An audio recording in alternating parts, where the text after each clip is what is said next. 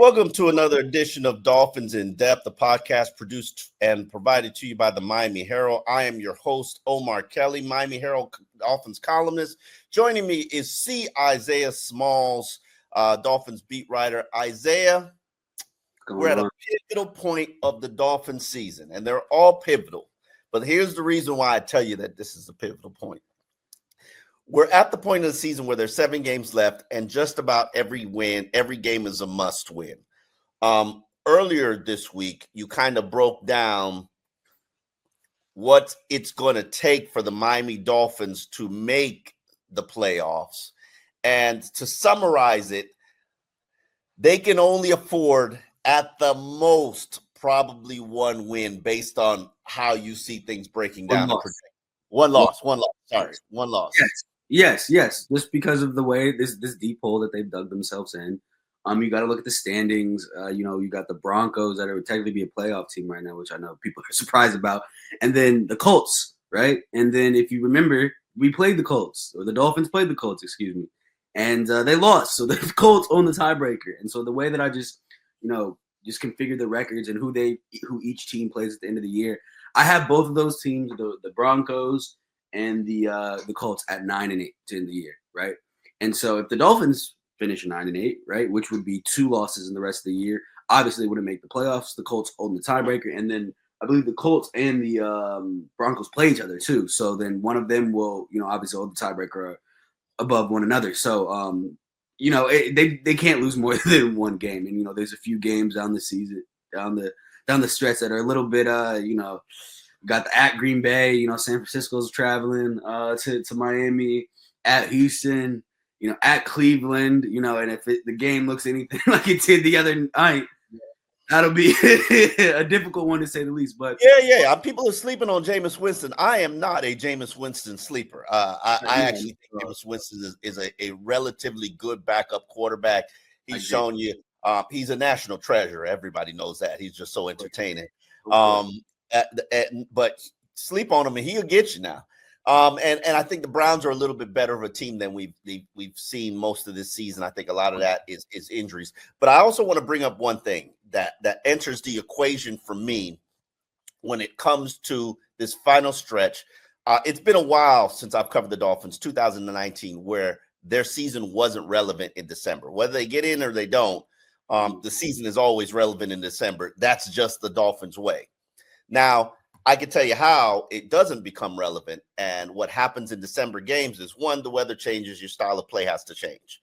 I think that this Dolphins team right now, how they're playing, even though I think the run game could get a little bit better, I think the offensive line needs to get a little bit healthier. But I think the way that they're playing is built for December. Now, can they beat Green Bay in a snow game? We don't know. We'll see. Yeah. But I think they're built to play in December. But then also in December games, you get injuries. Now, take a look at the 49ers roster, and they've been battling injuries all season. Now they're going to be playing a game without Brock Purdy, who's battling a shoulder injury. Huh? And Nick Bosa's out for that game too. Yeah. So, and you never know who, from a Dolphin standpoint, we've got Teron Armstead who doesn't practice anymore, which I'm personally fine with. If I told you that you have to go half the season without Teron Armstead ever practicing, but he's going to give you top 5 offensive tackle play the rest of the way, I'd say for 16 games, I'd say sign me up. Like, where do I shake on this? Yeah.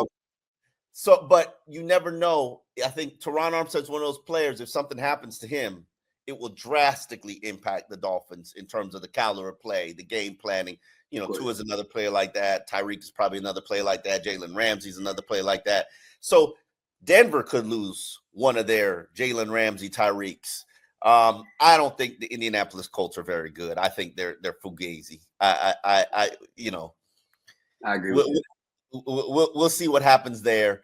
The reality will eventually set in. But I think the Colts, I think the Denver Broncos, it could be one injury before that trajectory of that team changes. So to me, all the Dolphins have to do is take care of their business. And their business starts on Sunday with the New England Patriots. The last time the Miami Dolphins played them, they walked away from Foxborough with a lucky victory because I forgot the name of the receiver, but yes, his feet were an inch and a half too big for his touchdown reception late in the fourth quarter to stand.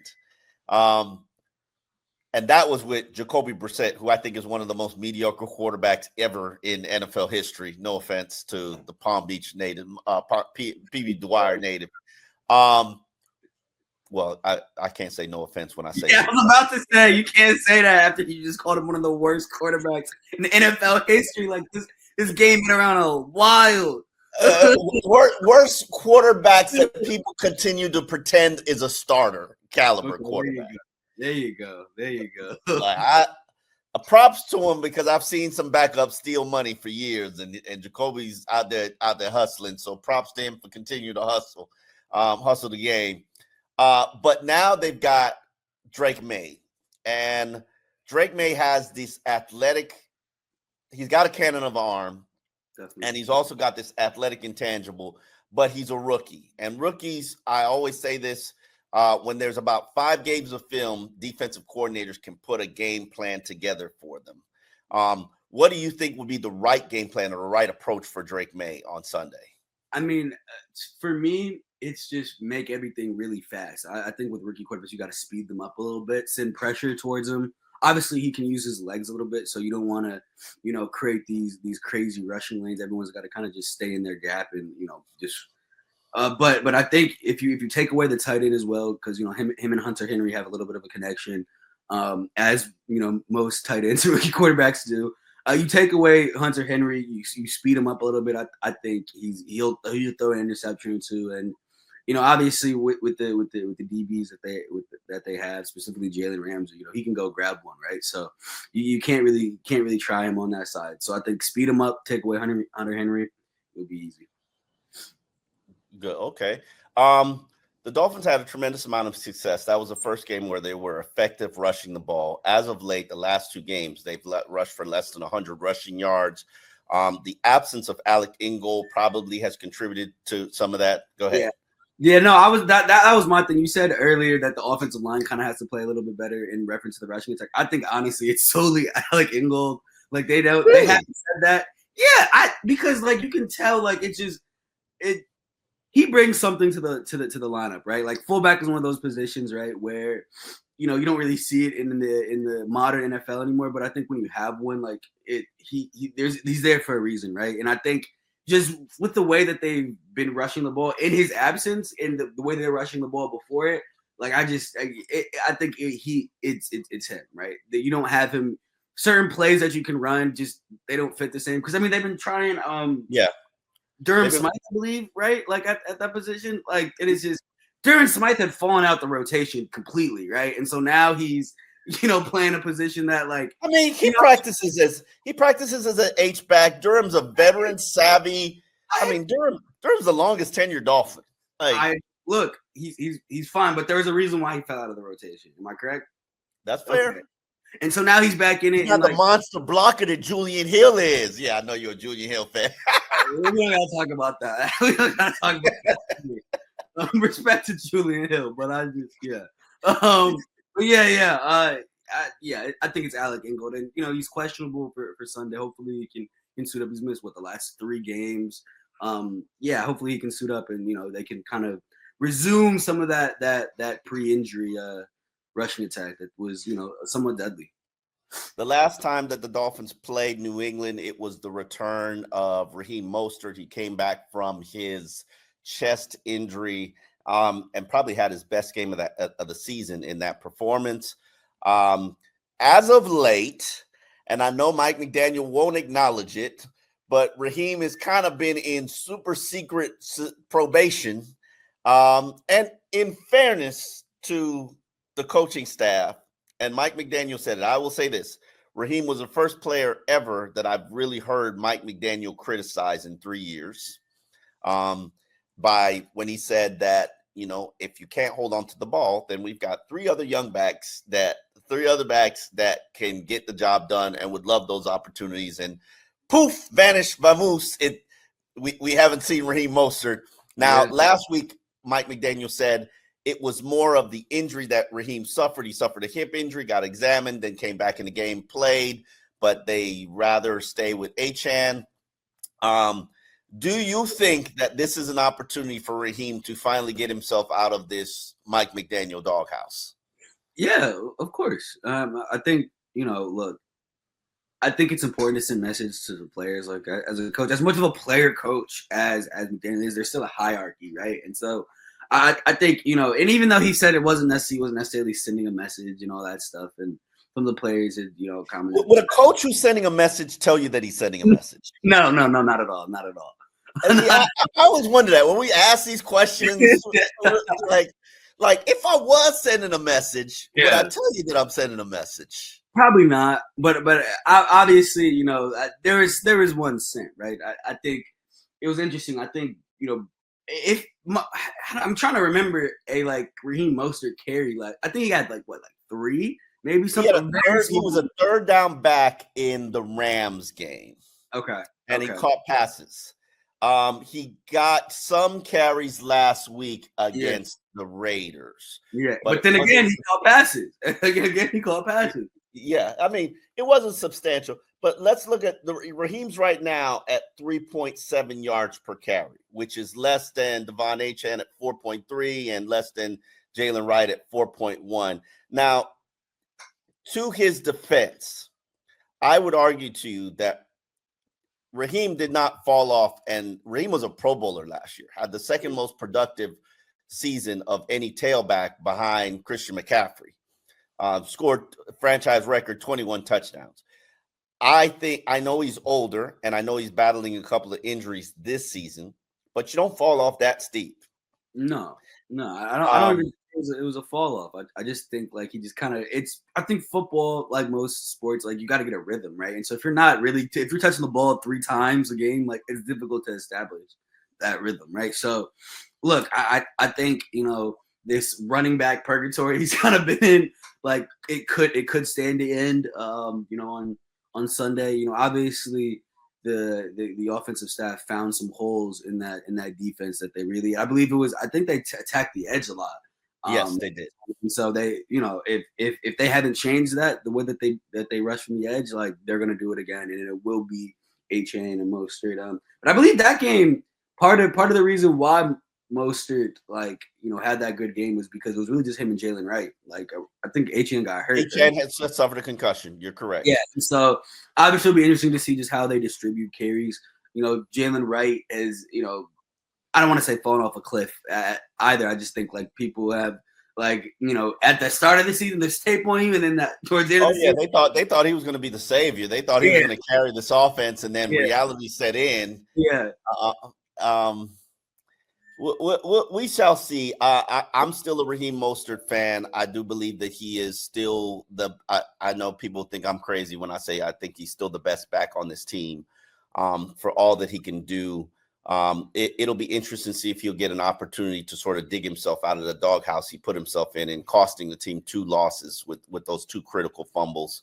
But let's move on to this offense. And I know there's such an obsession with the big play, which has been missing from this offense after producing the most big plays for the last 2 years. But the efficiency level right now that Tua Tagovailoa is playing with, and I'm right. I wrote a piece Sunday for the Miami Herald, which realistically compared Tua to a lot of the NFL greats, and statistically wise, because right now he's one of 3 quarterbacks, right along with Lamar and Joe Burrow, who is on pace for his 3rd straight 100 passer rated season.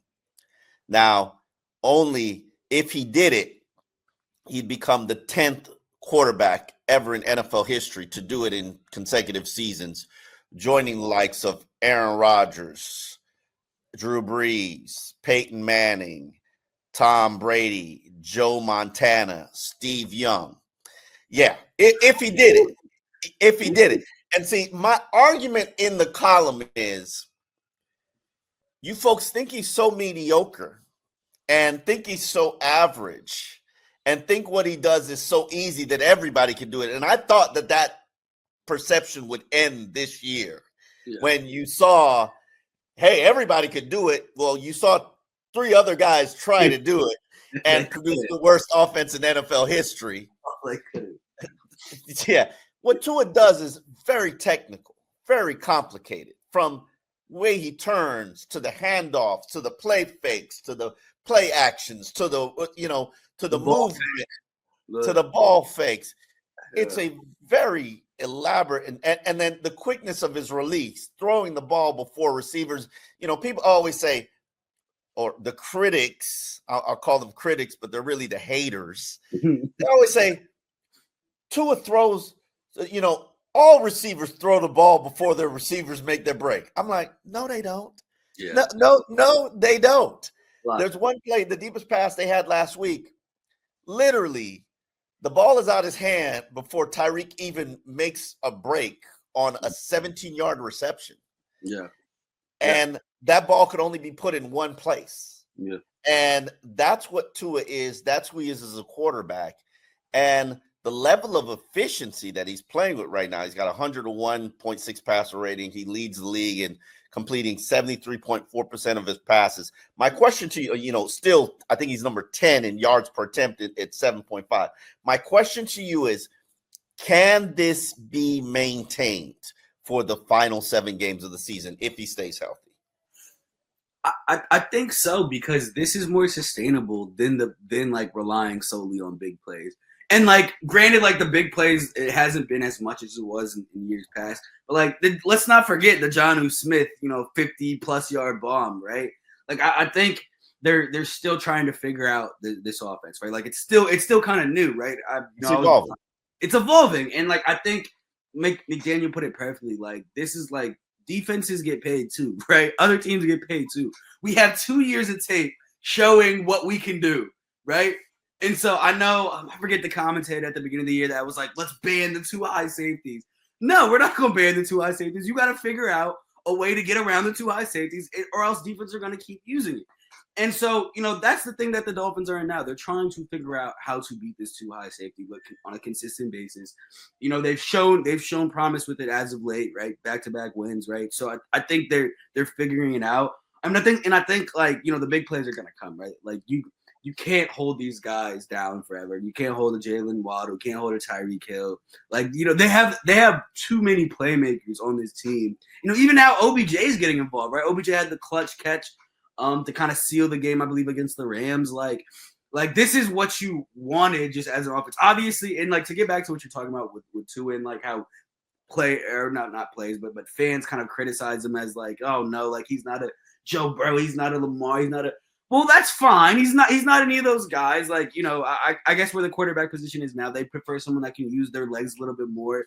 And but look, I think the real hallmark of a quarterback is if you yes, you can use your legs, but if you can still make a play with your arm, do that. And I think that one of the plays he had to Jalen Waddle early in the first quarter, where he's essentially he's essentially dead to rights, and he was going. It looked like he was about to take off, and he sees Jalen Waddle, boom, fires the ball, and it's just that is elite quarterback play. Not a lot of guys can do that right there. He lost. That's what he lost all the weight, or as Tyreek disrespectfully calls him, he's no longer a fat guy. Yeah. Which is totally damn disrespectful, but it's Tyreek. Yeah. Yeah, he lost all the weight, and that was the vision for him, so he can be more elusive and create more broken plays, because that's what elite quarterbacks do. And now we're seeing that. We're seeing all levels of broken play creation, pocket presence, quick trigger, deep ball accuracy. It's funny because it's all these things that people said that he's not, or he couldn't do, or he wasn't at, with the exception of staying healthy, he's now doing, and he's now delivering. And as I say, and I hope everybody takes the opportunity to read that piece, because it compares him to what he compares, which I had to look up and do research, which is a seakeeper. Man, the amount of research I had to do on what a seakeeper is and what it does and how it stabilizes the boat. Yeah, and I'm damn. That was above our tax bracket. That was out of our tax. Yeah. That was, But I'm very fascinated now that I want to know. I want to ask Tua about his boating. Like, did he buy a boat? Is he a boater guy now? But yeah, Seakeepers, man, that's $25,000. You got to get them custom and retrofitted for your boat. Yeah.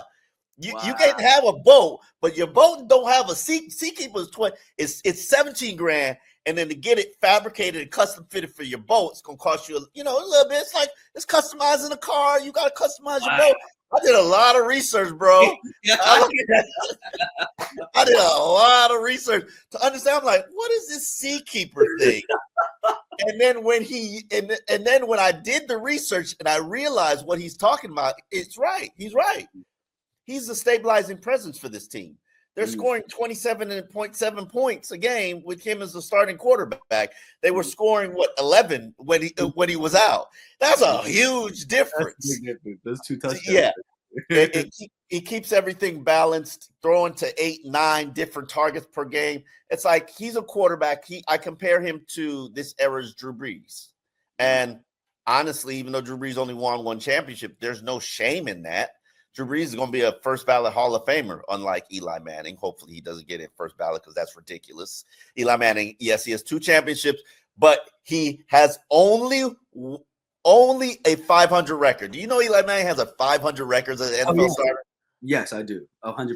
He's an average quarterback who got hot twice. And Tom Brady, yes. And beat Tom Brady. And I love his raps, his rap bars. When he talks trash to Tom Brady, because he's the Tom Brady killer. I respect that. That's true. That's true. What was I gonna say? But yeah, Drew Brees is a Hall of Fame quarterback, and I think if Tua can put together 8 more seasons of this, because I don't think he's gonna be playing. If Tua could put together 8 more seasons of this, I think that he could be that caliber quarterback, and maybe their window will open up 1 year that will allow them to get to a Super Bowl or win a Super Bowl, but we shall see. Defensively, anything outside of the tight end that concerns you about the Patriots? Nah, not really, honestly. You just Ramondre Stevenson's good, like he's straight. But I think this run defense has really kind of found their groove a little bit. So I'm not really necessarily worried about that.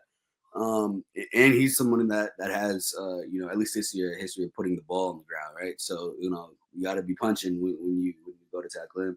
But yeah, that's really it for me. I mean, like the receiving core isn't all that. Like it's not like it's not particularly overwhelming. Like I think honestly, if they can just if they keep up the run defense, like obviously they'll be straight. Take away Hunter Henry and speed up the rookie. Yeah, I think those are the 3 keys to be all right. And then we head on to the Thursday night game where I think it's going to be a great opportunity for this team to prove 2 things. That 1, they can play in the cold, which we'll see. And 2, Tua and the offense can beat a perennial upper echelon team. And as all Tua detractors or haters, as I call them, will tell you, his record against elite teams or playoff teams is in the dumps. But what's your prediction for Sunday's game against the Patriots? I am going to go I'm gonna go actually hold on. Let me take a step back. I'm gonna go 31 to 13. Damn. I thought I was going to surprise you by going 30-17, but you picking a high scoring game as well. I do believe that this Dolphins offense, we haven't seen them hitting all cylinders yet. Exactly. And I think that this, especially at home, I think they are a different team at home than they are on the road. They can do their jet sweeps and cheat motions and things like that at home where they can't do it on the road. And in my opinion, the only thing that can stop this offense is some offensive lineman injuries, but we shall see what happens. On that note, Dolphins in depth. We're out. We will be back on Monday recapping what happens in Sunday's game and then getting you ready for that big season Thanksgiving showdown against the Green Bay Packers. It's going to be fun.